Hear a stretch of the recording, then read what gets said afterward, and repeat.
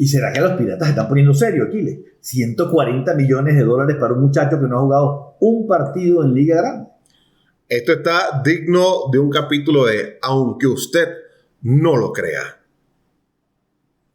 Los Piratas acaban de darle el mayor contrato que han dado en su historia a un pelotero que hoy, viernes 3 de abril, estamos grabando esto a las 11:04 de la mañana, va a ser su primer swing en Grandes Ligas. $140 millones por las próximas 9 temporadas. Hay que aclarar que, bueno, que son 6 años de control que tiene. O sea, le está comprando los años de arbitraje y 3 más. Donde pasa a ser uno de los mejores pagados en la nómina de este equipo. De entrada. Bueno, después hablaremos de otras cosas más. Pero vamos a comenzar por algo. ¿Sabes cuánto gana Paul Skeens en esta campaña? $1,038,000. La injusticia que te da la vida. Entonces, a menos que King le haya dicho que no, ofertas similares de los Piratas. Entonces los Piratas perfectamente se han dado cuenta de algo, que esa política de firmar peloteros jóvenes un contrato de 7, 8, 9 años le ha funcionado a Atlanta, le ha funcionado a los Mets, le ha funcionado a Filadelfia, le ha funcionado a un montón de equipos que compran esos años de servicio y que cuando te vienes a dar cuenta, un pelotero que te va a durar 9 años con ese talento, dentro de 9 años, si le vas a pagar 11, 12, 13 o 14 millones, va a ser un regalo, de manera que es negocio. A menos que el pelotero fracase de una manera rotunda, es negocio para el equipo. Es que te voy a decir algo, por ejemplo, Roman Anthony es una buena prueba de eso. Y Roman Anthony fue el listón que pusieron y le habían hecho una oferta de 8 años por 111 o 115 millones de dólares. Dijeron, Y el hombre inició arrasando AAA y bueno, no les quedó de otra que decir, no, a este señor vamos a darle lo que está pidiendo. Ya vamos a profundizar en quién y cuáles son las cualidades de Conor Griffin para quien no lo conoce.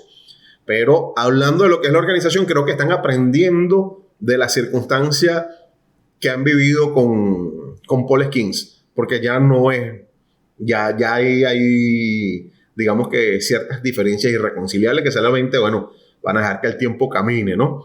Pero con este muchacho se están asegurando y los Piratas no han sido los únicos en este arranque de temporada, porque los Marineros de Seattle también le dieron un pacto igual a su prospecto número 1, a Colt Emerson, campo corto también. El de Emerson fue por 8 años y $95 millones. O sea que ese en cualquier momento va a subir y que ya ha demostrado la calidad de bateador a nivel de ligas menores. Y los Cerveceros de Milwaukee reciente, el 30 de marzo, le dieron a Cooper Pratt, el prospecto número 4 de esa organización, también un campo corto, una extensión por 8 años, $50.75 millones. Este muchacho ni siquiera ha llegado a AAA todavía. Lo sorprendente, con Conor Griffin, estamos hablando de un muchacho de 19 años y va a ser el 13º pelotero de lo que llaman teenager, antes de los 20 años, que se estrena en el béisbol de las Grandes Ligas. El anterior a él había sido Juan Soto en 2018. Nada más y nada menos.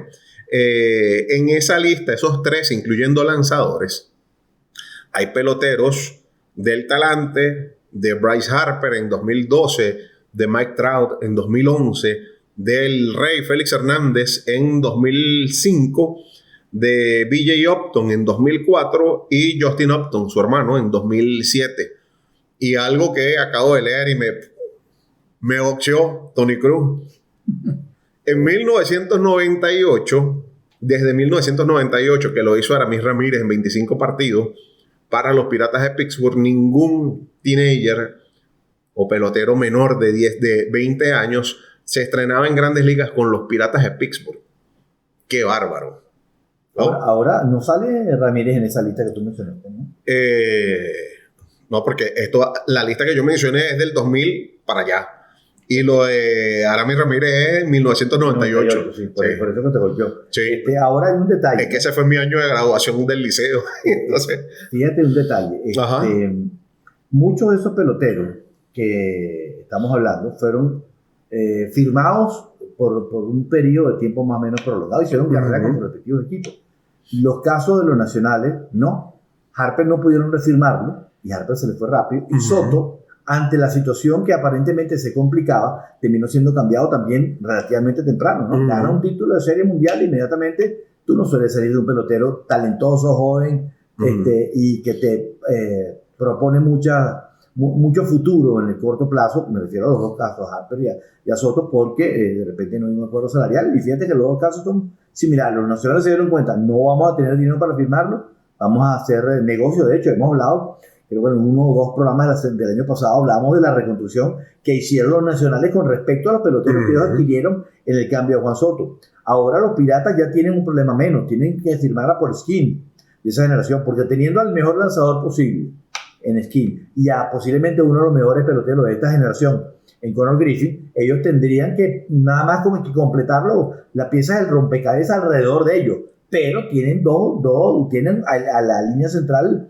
y ya prácticamente lista de esa situación. Falta saber si van a conseguir un jardinero central de todos los días. La Gaceta dice, no creemos. No, incluso estaba escuchando a Foul Territory y estaban hablando de eso justamente Eric Kratz, AJ Pierzynski, y decían que mira, ¿no? Que ya realmente no tienen, y se me escapa el apellido del caballero, del periodista que conduce cuando ese trío se reúne a conversar, sé que su nombre es Scott, pero decían, mira, es que evidentemente estos no van a tener dinero para pagarle a Paul Kings. Cuando tú ves lo que va a ganar por año, entonces Conor Griffin, son 15.6 millones por temporada. O sea, es algo que también es manejable, no es un salario de esos estratosféricos, ¿no? Por un pelotero de tener una etiqueta de no puede fallar. Vamos a ponerle algo, vamos a explicarle algo primero, para quien no está familiarizado con las escalas de evaluación en el béisbol, de las herramientas en el béisbol. Es una escala que va del 20 al 80. Entonces, todo lo que está entre 20, que se evalúa de 20 a 30, es muy por debajo del promedio. 40 por debajo del promedio. 50, promedio de grandes ligas. 60, por encima del promedio, una estrella. 70, muy por encima del promedio, una superestrella. 80 ya es élite, nivel Hall de la Fama. Así vamos a ponerlo así. Entonces, bajo esa escala, cada una de las herramientas de Conor Griffin, la habilidad para batear, 60. La capacidad de hacerlo con poder, 65. La capacidad de correr, 70. La potencia del brazo, 70. La capacidad de fildeo, 60. Lo que da un compendio, una evaluación global de 70. O sea, estamos hablando que está proyectado a ser un pelotero que se considera que es un pelotero que está muy por encima del promedio en sus habilidades, con potencial a superestrella. Los otros dos jóvenes que comenté que habían sido firmados, el de los Cerveceros de Milwaukee, su evaluación general es de 55. Y la de Colt Emerson, el pelotero que firmó el conjunto de los Marineros de Seattle, su evaluación general es de 60. Para poner un punto de referencia con jóvenes que acaban de recibir contratos. Esto pasó recientemente también el año pasado, hace un par de años no recuerdo si fue hace un par de años o si fue exactamente creo que fue exactamente el año pasado con Jackson Chourio. 80 millones le dieron a Chourio y estaba en ligas menores cuando lo firmaron. Exactamente, ni siquiera. En AAA, pero él lo firma estando aquí en Venezuela, si no me recuerdo. Exactamente. O sea, la oficialización del contrato es cuando él está en la temporada en Venezuela. Exactamente. Entonces fue a finales de 2024 para la campaña de 2025. Entonces, esos pueden ser, yo me recuerdo fácil, rápido, ya apenas haber estrenado en Grandes Ligas, Salvador Pérez tuvo un pacto con Kansas City. Digamos que si nos referimos a los venezolanos, un caso que no resultó tan exitoso fue el de José Tabata con los mismos Piratas, que apenas al subir, deslumbró con las herramientas, siempre lo tuvieron un muy buen concepto, apostaron pero no resultó. Sí. pensando en norteamericanos, Scott Kingery es uno de los casos que más cerca se me viene con los Phillies de Filadelfia, y lamentablemente él no pudo estabilizarse, sigue en Grandes Ligas, pero no llegó a ser ni por ójimo lo que esperaban que pudiera convertirse. Entonces, pareciera que estamos llegando a un momento donde, así como hay contratos que decidieron darlos por lo que yo creo que tú vas a poder hacer en tu etapa más productiva y no después que hiciste tus grandes números. Pongo un ejemplo. Los contratos, el último contrato de Miguel Cabrera con los Tigres y el contrato de Albert Pujols con los Angelinos. Esos llegaron después que ya había pasado, bueno, si lo vemos en estadísticas, ya había pasado la mejor parte de la carrera de los dos. Sí, correcto. Y ya los primeros años iban a ser productivos y los últimos años iban a pesar. Si decimos, bueno, volteate y ve la situación del contrato de Juan Soto, digamos que está firmando su contrato cuando todavía pareciera que está en su prime, ¿no? Bueno, que creo que está en su prime. Vladimir Guerrero Jr., pero fíjense lo que han costado estos contratos. Y el punto intermedio entre lo que estamos hablando, estos contratos de los peloteros muy jóvenes y a los que le están pagando justo por su rendimiento, si evalúas ahí cuál ha sido dentro de todo más exitoso, es el de Ronald Acuña Jr. para los Bravos de Atlanta, me refiero. ¿Cómo lograron darle una extensión donde era una considerable cantidad de dinero que aseguraba al pelotero y realmente a un precio accesible para una organización que no es un mercado grande? Pero fíjate que Atlanta lo ha hecho con todos. Firmó a Alvis, firmó a Riley, a Smith, el de Río Central, firmó a Acuña. Tenía una política más o menos. Inclusive cuando ellos traen a Olson, de Oakland, e inmediatamente ahí creo que fue en el primer año le dan una extensioncita a Olson, de manera que ellos tienen desde hace tiempo esa política de firma con respecto a contratos multianuales. Ya va, estamos hablando de superestrella. Sí. El nivel de superestrella, que Olson no es un tipo que te va a costar, por ejemplo, si Ronald Acuña Jr. pudiera ir al mercado de la agencia libre después de esta temporada, ¿cuánto creen ustedes que le podrían pagar? ¿Cuánto valdría Ronald Acuña en el mercado en estos momentos?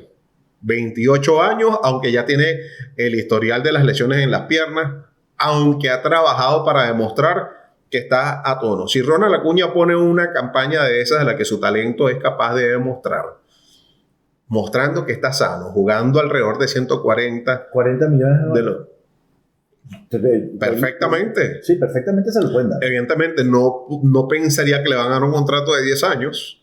Podría ser un contrato de 6, de 8 años. Sí, exacto. A lo sumo.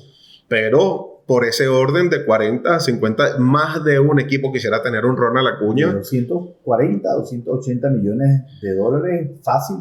Sí, señor. Y eso porque ha tenido las lesiones. Si él no hubiera tenido lesiones en la rodilla, pudiéramos estar sumando 40, 50, 100 millones más. Pero siempre es un condicionante, igual que un lanzador que ha tenido una molestia de brazo, una operación de $1 millón, siempre lo ves como con un poquitico más de celo a la hora de hacer una oferta. Tiene que existir y es normal que tengan algo de reserva.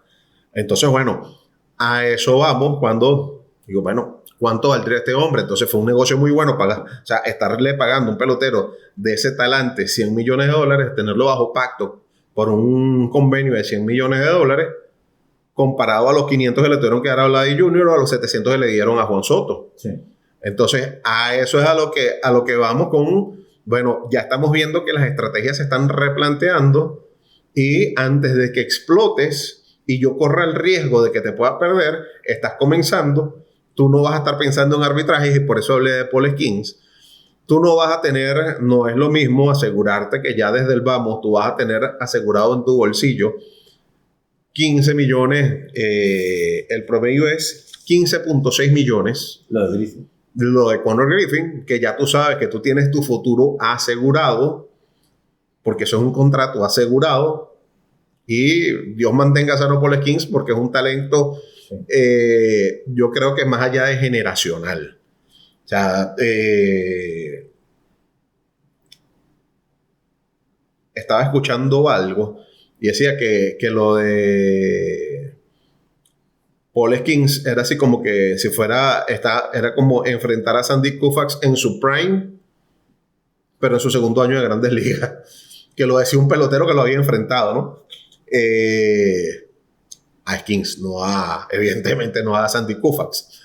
Pero, fíjate, la diferencia entre ganarse $1 milloncito esta temporada y no sabemos si hay alguna cláusula, así como ya otros han incluido, de mira, hay cierre patronal, hay huelga, no sé qué broma, usted igual me paga mi billete.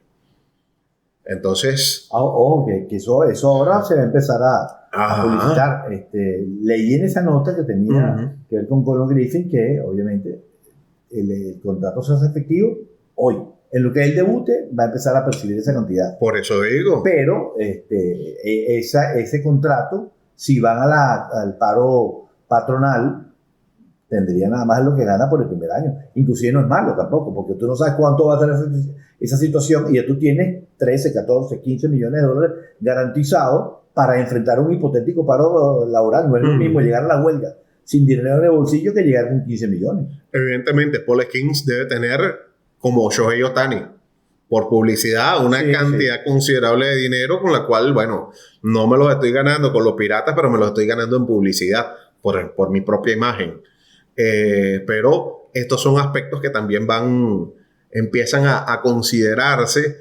Todavía no está posteado, probablemente este va a salir primero y por la inminencia de la situación de lo de Conor Griffin, y posteriormente va a salir uno donde vamos asomando a la situación, como ciertas nubes negras se están posando sobre el cielo de las grandes ligas porque ya está por vencerse el convenio colectivo y tienen que negociar nuevamente la asociación de peloteros con las grandes ligas, y hay sus dudas al respecto. El contrato vence después del último out de la Serie Mundial. Así es. De este muchacho, fíjate que tan solo tiene un año, un poquito de Griffin. 19 años de edad, va a debutar con los 19, con los 20 años. El 24 no, con 19. El 24 de abril es que cumple los... ¿Es 24 de abril? Sí. Aquí me sale, fíjate, con 20. No, también había... Me generó la duda. Ya lo vamos a buscar por aquí. 24 de abril. Va a debutar con los 19 años todavía por cumplir. El año pasado en 3 categorías distintas, clase A fuerte y AA, combinó para 333 de promedio, 21 honrones, 94 remolcadas y además se tapó 65 bases. O sea que no voy a decir la frase famosa del paquete, pero está en esa misma lista. Usted tiene todas las herramientas. Vamos a esperar ¿cómo se llama? Y de paso tiene una cantidad importante de trabajo, 23 dobles, 4 triples, 21 honrones. Mira que en teoría puedo jugar centerfield, ojo, que eso es una de las cosas que pensé. Yo decía, bueno, no vas a subir, y eso lo escuché esta mañana de Harold Reynolds. Decía, ¿con quién lo comparas? Le preguntaron a Reynolds. Dice, mira, yo vi jugar a Ken Griffey Jr., este muchacho me recuerda ese talento, ¿no? De lo natural. En el caso de Ken Griffey decían que era un fenómeno que tenía 7, 8 años, donde el papá lo llevaba a los campos de entrenamiento y lo ponía a batear con un bate que era más largo que él y parecía que no podía hacer swing, y el chamo daba batazos y corría y filiaba como un fenómeno. 9 añitos de edad. Esa naturalidad, ese talento natural, digamos que viene con él, porque hay cosas que no se aprenden, hay instintos que no se aprenden, esa solvencia con la cual tú lo ves jugar a la pelota. A Harold Reynolds le recuerda a Ken Griffey Jr., que esas son palabras mayores en esa comparación. Hay tipos que están predestinados, hay tipos que están como tocados con... No, ahorita. Sí, aquí en Venezuela le dicen, hay gente que nace mantillada para ciertas cosas, ¿no? Entonces, tipos con el talento natural, como por ejemplo Miguel Cabrera, para batear. Peloteros como esos, con esa habilidad, con esa capacidad, un Aaron Judge. El mismo aquí, cuando ustedes lo ven lanzar, no hace esfuerzo. Sí. No hace esfuerzo. Es bastante fluido. Entonces, tipos como ese, como Ken Griffey Jr. Entonces, bueno, estos tipos definitivamente nacieron para jugar béisbol. Entonces, hay gente que es distinta, hay gente que se hace a base de trabajo. Y ojo, esto no quiere decir que detrás de estos caballeros no haya trabajo, pero hay un talento en particular que hace que todo sea Ronald Acuña Jr. Ronald Acuña Jr. es un tipo natural. O sea, es un pelotero natural. Entonces, a eso es a lo que me refiero en ese sentido. Bueno, este chamo también tenía la posibilidad por la capacidad atlética, pero juzgaron que el tipo es demasiado bueno jugando shortstop y dijeron, aquí no hay que inventar. Vamos a dejarlo jugando shortstop, ¿no?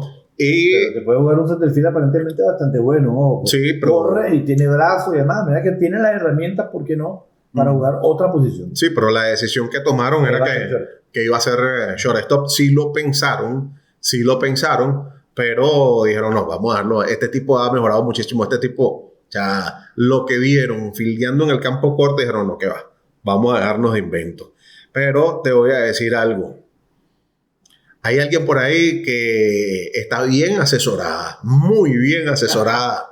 Y yo creo que revisó, tomó asesoría en Waibo. ¿Quieres vender productos digitales? Waibo es para ti. La plataforma todo en uno para vender cursos, retos, asesorías, eventos o productos digitales, incluso desde Venezuela. Crea tu página, recibe pagos en bolívares y próximamente también en dólares. Y empieza a ganar por lo que sabes hacer. Entra ya en waibo.com y visítanos en Instagram como @waibo. Yo creo que esa muchacha tiene... En diciembre fue que se casaron. Sí, en diciembre se casaron. Esa sí sabe. Ella lo firmó primero con los piratas. Contrato multianual y le toca la mitad. Es un negocio. La novia de Paul Tigre, que son novios de bachillerato. De Conor Griffin. De Conor Griffin. Sí, porque la de... Paul Skeens todavía no se ha casado, pero la novia incluso también es famosa, sí. Entonces, bueno, nada, estos muchachos que han venido tocando la puerta. De hecho, leí a un periodista mexicano y voy a buscar para citarlo porque me pareció súper oportuno, que hablaba de que hay una generación que prácticamente no ha llegado para aprender, sino que básicamente ha tumbado la puerta para entrar a las grandes ligas. Y bueno, no solamente un Paul Skeens, un Mitch Jorowski, talentos como este chamo Conor Griffin, que han ido posicionándose. Él habla también de Jackson Chourio. Lo que pasa es que se me escapa en estos momentos no logro conseguir el tweet. Y de verdad, o sea, pero ahí es donde tú te dices también, mira cómo la diferencia de la formación de los peloteros norteamericanos en el sistema universitario, incluso algunos colegiales, porque este viene directo de la pelota colegial, cómo marca una diferencia en lo que es la preparación. Gabriel Medina Espinosa se llama él. Y nombra justamente también a Jackson Merrill, este año a Kevin McGonigal, el tercera base de los Tigres de Detroit. También a Carson Bench, que Carson Bench también tiene una de esas etiquetas de pelotero que no puede fallar. Los Mets de Nueva York. Y de hecho, habla de Chase DeLauter, habla de Sal Stewart, de Owen Casey, y también nombra a uno que participó en el mismo draft de Conor Griffin, a JJ Wetherholt, que es un camarero de los Cardenales de San Luis. Exactamente. Entonces, vamos a ponerle a ustedes para que vean 2024, o sea, antes de ayer, de las 10 primeras selecciones del draft de ese año, ya con Conor Griffin van a ser 6 los que han debutado en grandes ligas. Travis Bassana fue el primero de los indios, de los Guardianes de Cleveland, y se supone que este era el bateador más puro que había en este draft, y mira ya cómo va Conor Griffin. El segundo fue Chase Burns. Bueno, de hecho, el pitcher de los Rojos de Cincinnati. Ajá, de los que han debutado. Chase Burns, que fue el segundo pick. Nick Kurtz fue el cuarto pick, el primera base de los Atléticos, ya no de Oakland. El sexto pick, históricamente. Sí, el sexto pick, Jack Caglianone, de los Reales. Wetherholt fue el séptimo pick. El octavo pick fue Christian Moore, de los Angelinos de Los Ángeles. Ese es el único que no... Ahora viene Conor Griffin y el 10º pick fue uno de los nacionales de Washington, Seaver King.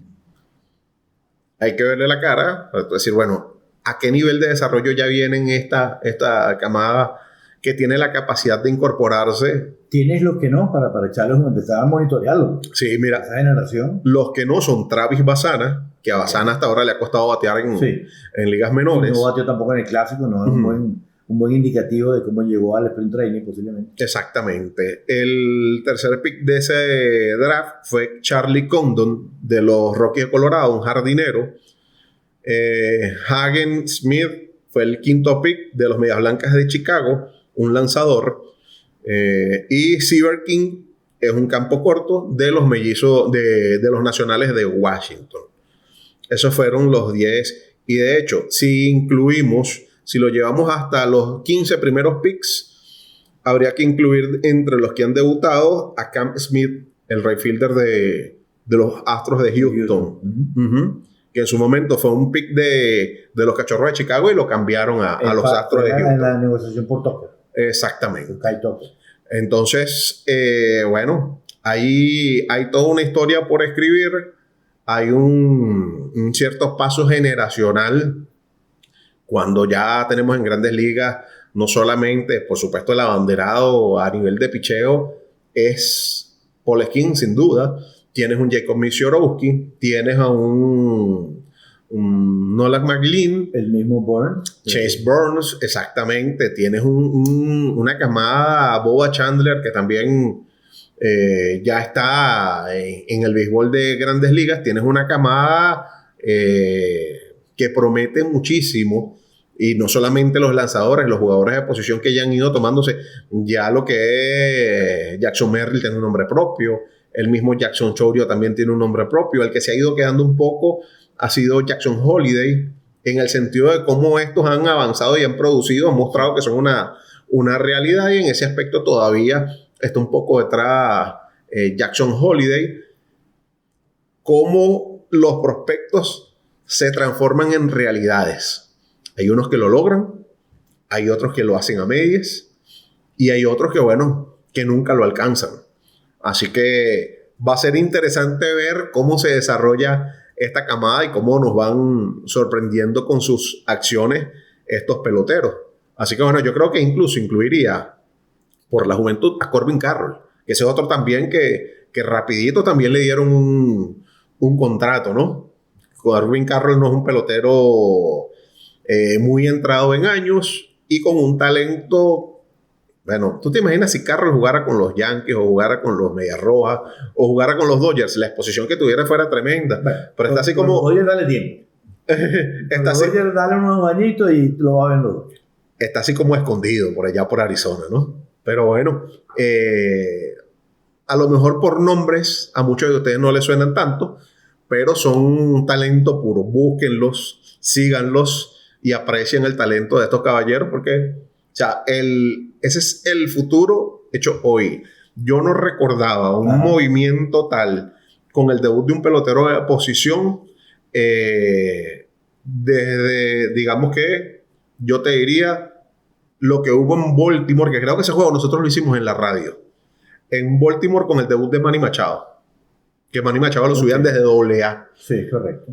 Y bueno, y el estreno de Harper, que también fue otro. Harper recibió una publicidad tremenda, que ni el mismo Trout recibía esa publicidad que tenía Bryce Harper. Yo creo que ese subidón, eso que los gringos escriben como ese hype, ese subidón de un pelotero de posición, de verdad yo no lo veía desde, o sea, el movimiento tal, desde piezas como esa. En su momento el estreno de Manny Machado y el momento del estreno de Bryce Harper. Sí, señor, y ese análisis y todas esas noticias pican y se extienden como esta línea entre dos. Aquí les entrada y quien les habla Tony Cruz. Estaremos en breve con más del capítulo de hoy.